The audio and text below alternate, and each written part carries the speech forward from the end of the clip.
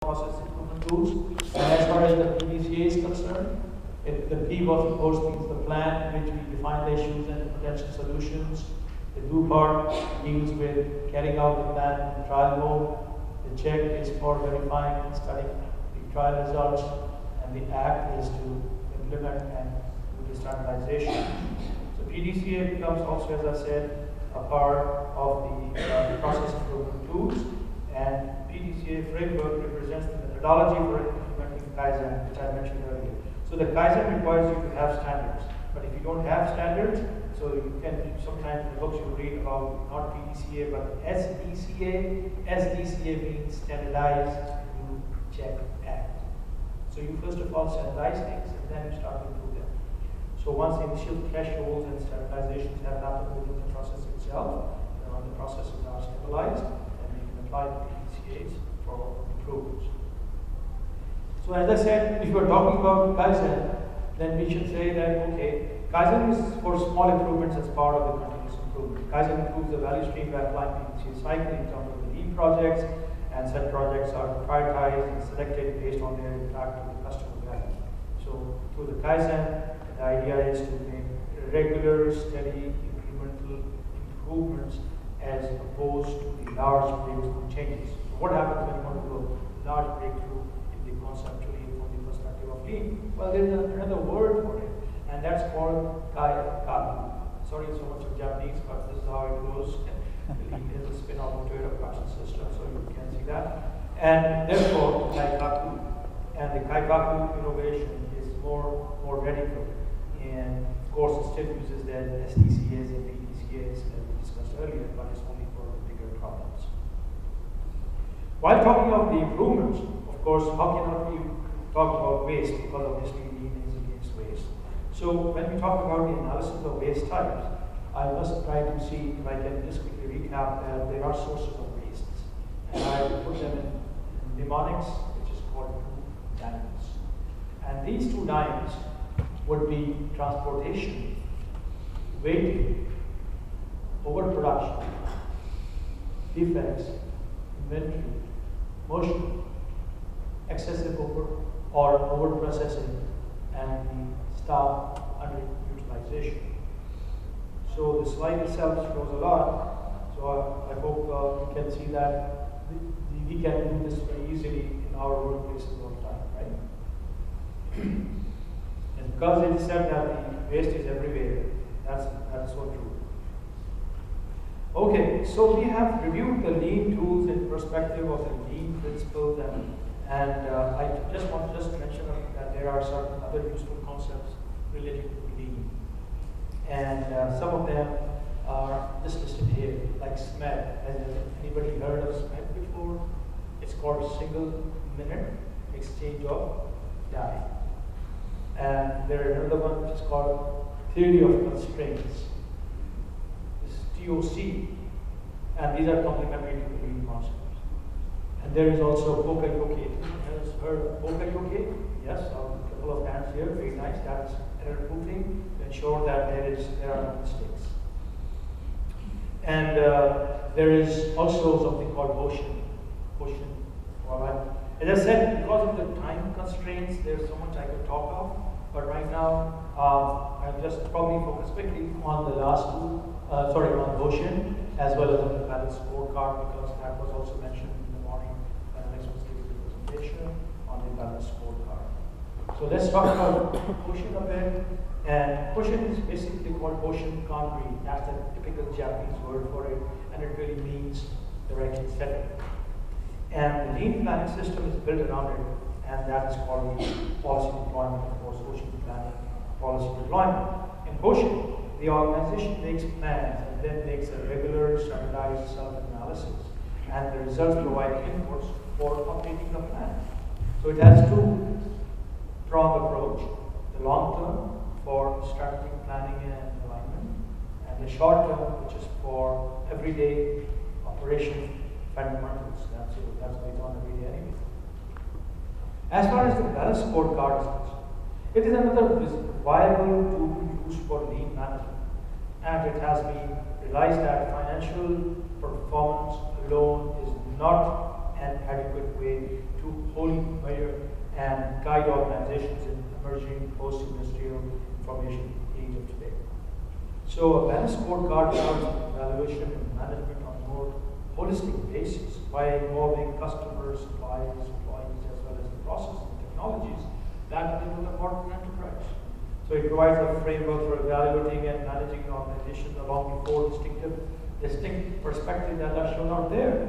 So you can see those perspectives here. Those are customers, financial, internal business processes, and learning and growth.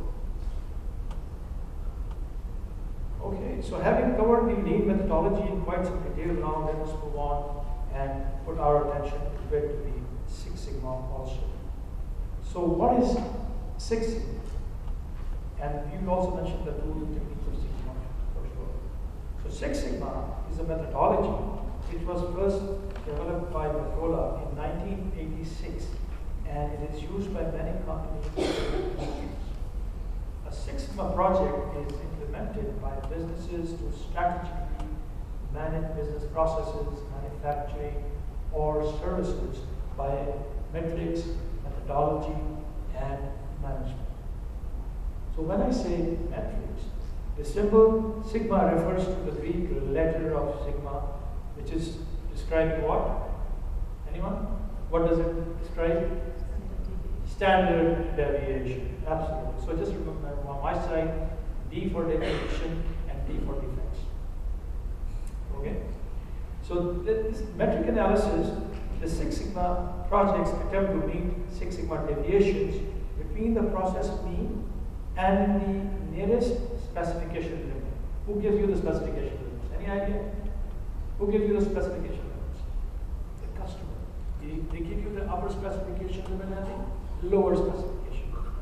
And sometimes, if your mean is not really centric, then it might be that this limit between the mean and this end, or mean and that end, but you take the critical one, which is more smaller. So that's what it really means when I say that. It's a statistical thing. So essentially, when we say Six Sigma, does anybody have an idea here as to how many defects per billion approximately we're talking about? Any guess? Let's say you had an operation for 1 million times, right? If you had an operation for 1 million times, how many defects would you be saying that if you did just those defects, you would be at the Six Sigma level? One. Close. Anyone else? Three. 3? Somebody said 3? You're on top. It's 3.4. 3.4 defects in 1 million possibilities of defects. That's fantastic. It's almost like perfect. It's called 99.9997%.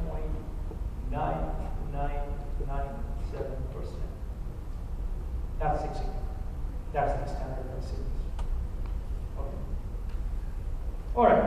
So you should see sometimes in critical areas like hard operations, Six Sigma is absolutely a must. You cannot make mistakes there. It's a matter of life and death. So Sigma was metrics that way. And now we talk about methodology. The methodology. Methodology of Six Sigma strives to improve a business operation, service, or a product. So according to Motorola, the methodology of Six Sigma focuses on businesses, on consolidating the processes to achieve the requirements of the customer, like I said earlier. And as far as the management is concerned, the management is for managing the Sigma projects. And there are concepts like DMAIC or DMADV. So I'm throwing some new acronyms to you. Just bear with me. I'll decipher them very shortly. But the idea here is that when we talk about DMAIC, what does it mean? Well, DMAIC is basically a 5-step process. And the approach is that we should first define the opportunity. That is the D part. Opportunity to improve, okay? And then we measure the existing amount. We call it baseline. Then we analyze how can we do where the problems are in terms of actually analyzing, and then we do the improvements. So that is DMAI, and the C part, of course, is that one. We don't want to go back again to the old same system. So you make sure that the performances are now controlled. So it makes a nice little cycle, and this is called DMAC cycle or DMAC cycle, whatever you want to call that. And I'll talk a little more about this, because if you're talking about Six Sigma, you have to talk about this DMAC cycle. And there is another thing which is called DMADV approach. Anyone has heard of this one? Yes, a couple of nods here. Okay, so DMADV approach is the one which is for new processes. So you know, like the DMAC one is for existing processes, and DMADV is for when you want to really start design itself. In that case, you have to first define the design goals, and then you measure the critical to quality characteristics. These are called in the parlance of Six Sigma CTXs. It could be critical to quality, it could be critical to satisfaction, it could be critical to defects, it could be critical to cost, it could be critical to time. Because perception of the customer's value is different from your perception. So it's important to understand what is important for the customer, and then you design accordingly. So that is why you have to see the characteristics and analyze those CTQs in terms of those parameters or metrics, if you like that, and then you do the designing for the details, and then you verify that the design will work as to what you want to head for. So this is called DMADV.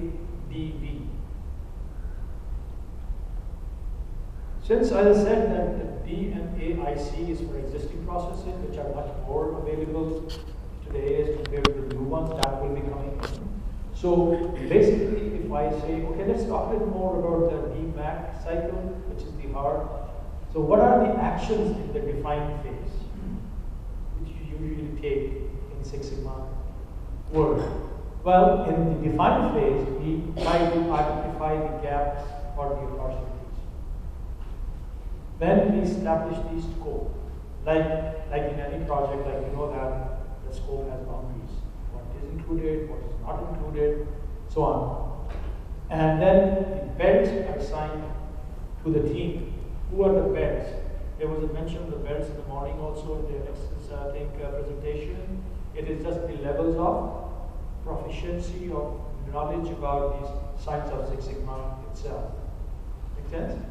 There are like white belts, there are then better ones to be more proficient are the green belts, and then there are black belts, and there are master black belts. So they become a part of the ethos of Six Sigma in an organization. And they will lead the team. Then you get the team, and the resources are assigned. And there's always a champion in a project of Six Sigma who is the representative of the management to ensure that the necessary resources are available to do a Six Sigma project to be able to do the improvements that we're looking for. And then, of course, those have to be in line with the customer requirements. That makes a lot of sense. And finally, a charter is developed, which is called DMAC charter. Now we know the DMAC, so we don't have any more mystery on the word DMAC. Okay? All right. So then the next step is, once you've defined this, what happens? M part is the measurement. And this, the action that are taking place here that I talked about, the keyword was the baseline. You write down here how the processes are performing at this point.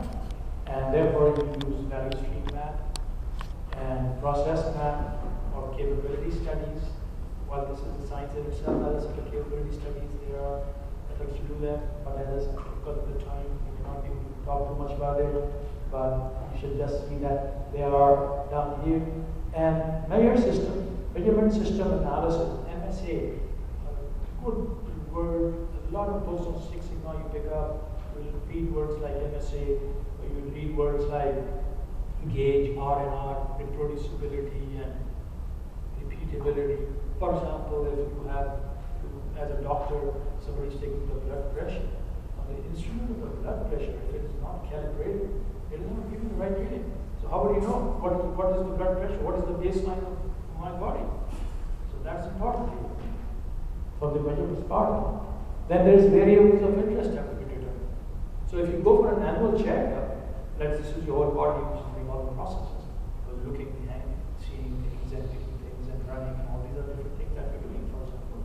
So the variables of interest are important to the doctor. There are certain ones, like what is the HDL and LDL, or what is the diastolic and systolic. So there's certain things that are more important to understand for performance statistics.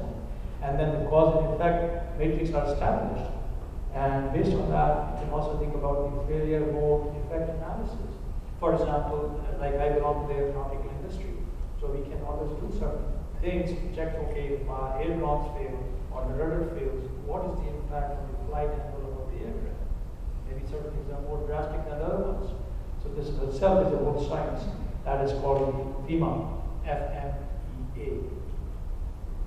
Then we do the analyze phase. In the analyze phase, this is the time that we go into deeper analysis. We go into data. We look at things like prioritizing the important input variables, because this is an equation which is called y is equal to fx. What is x? X are the inputs. What is f? The process itself. What is y? The output. Make sense? So we try to identify the waste. Here, again, the concept of being comes in waste. Muda. Remember Muda? You go over, everybody should talk about Muda. And using the 5-by diagrams, why is that happening? Why? Maybe you can go to root causes and then apply techniques like correlation to confirm that there is a relationship or there is not a relationship between two parameters. When you have 100% relationship, the value of regression would be 1. When you have no relationship, the value will be 0, and in between, so on. So you apply correlation, regression, ANOVA. Anyone heard of ANOVA before? ANOVA means analysis of variance. Right? These are parameters that you see what is the cost and so on and so forth. This is a specific technique, and we do the ANOVAs in 6 Sigma for hypothesis testing and so on. But as I said, this is beyond the mandate of this particular thing. But since we're talking about Sigma, so I thought I would just mention it. So improve phase. In the improve phase, what happens in the improve phase? Obviously, the idea is to optimize and always remember the difference between baseline and benchmark. Any idea between the two? Well, baseline is what you are now. I wish my waist is, let's say, 38. When I was married, my waist was only 28. That is my benchmark. I want to go back there. So that is the difference, okay? And so this is the process optimization here. This is the benchmark part of it. And then we will design of experiments to see which one will help me do that. What are the combinations? What are the factors which will impress upon me to make sure that I come back to that benchmark which I'm looking for. And then we pilot that. We try that regimen to see if it really works, even at a smaller scale. And then we see the results and say, yes, it's there, we can do this. And then we finally create a new way of doing things by establishing the value stream maps. These are called the new ones now, and the final process. And then, obviously, if we come back to bad habits, again, we'll go back to where we started from. We don't want that. So the control plan comes into play now. The control plan is implemented. And documentations are so important, because if a new person comes into your system, the documents are there, they know what they're supposed to do. You have your SOPs and so on and so forth. And of course, once the process is improved, just hand it back to the process owners, and they take over back with a new way of doing things. And the process with its improvements, hand it back to the process owners, and of course, then we want to do the long-term capabilities that this is not a short-term solution. Now, waste must be very tight rather than getting back to the bunch again. So there you go. So basically, you've got this idea now about Six Sigma in the short form that I could give. It's a very complicated subject, but however, this is the time that I have, and that's all I can do at this point. But I'd like to now draw your attention, because I think I have educated your mind to that excitement level. Is okay, here I am, being given a little dilation on me. Here I am being given a little dilation on Six Sigma. how do I merge them together? Like, what can I take common out of them, right? That's another question. That's the next point. So Lean and Six Sigma actually are based on common philosophy. That's one thing that we can straight away see. And what is that common philosophy? Anybody? It is continuous improvement. It is based on the perspective of the customer. So both use the tools which are kind of common and ultimately aim towards this continuous improvement, and both have the same objective of bringing benefits to the customer and the enterprise. And they believe in elimination of waste, they believe in reduction of non-value-added efforts, they believe in increasing the productivity and reducing the cost. And of course, the approach is the same. Value. Who defines the value? Both agree. Not us, customer really. And that is very important. So the idea here is that we should be ultimately focusing on eliminating waste, reducing the cost, raising the level of quality. So when you're talking about the focus, I can just put it in an actual slide here to show you like visual map is never, don't forget very easily, is that Lean's focus is based on what? Waste and food. Waste and food. And Six Sigma's focus is on variability in the process, quality, and customer satisfaction. Okay. So we have seen this, that both of them have their own focuses, but ultimately what it reduces to is that time and cost are the baby of Lean, where Sigma becomes more interested to increase the quality. And now that we have covered the grounds and on the disciplines of Lean and Six Sigma with reference to focus, we can move on to identify some of the tools and techniques which my friend had initially mentioned, that I will be mentioning some of the tools and techniques to map them and see how can they help us with reference to our own project management. Because you're all project managers here, sitting here, say, okay, so how does these things help us in our project management? Good idea. Now here you are, when you talk about the techniques applicable to the project management methodology, as you know of that, one of them is the ideas of the continuous improvement. So you can always improve your project the way you do that. And you can always learn from the projects that you did. What is it called in the DevOps terms? Anyone? It's called OPA updates.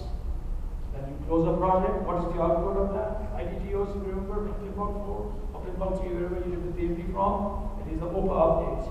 And of course, when you're talking about quality assurance, what is the key tool for quality assurance? Audits. Quality audits.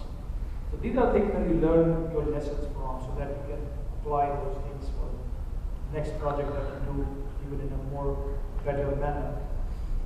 Now, there's another one that's called pull principle. I know in traditional project management, pull is very hard because you plan everything, and then you become very cumbersome in going through the perform, integrated change control, and so on and so forth. But should it happen that if you were to do some complex projects with rolling wave or iterative and so on, then we could just be able to handle that. So progressively the pull projects are pulled in granularity, as you call that. And then we have another tool which is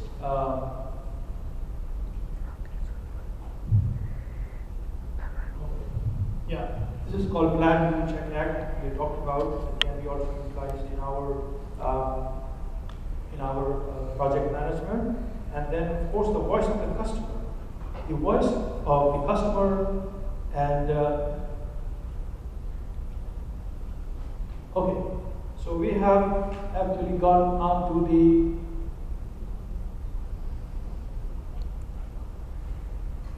some of the tools also applicable, which are there, team empowerment and waste elimination, because these tools can be also utilized to help us in doing our own projects.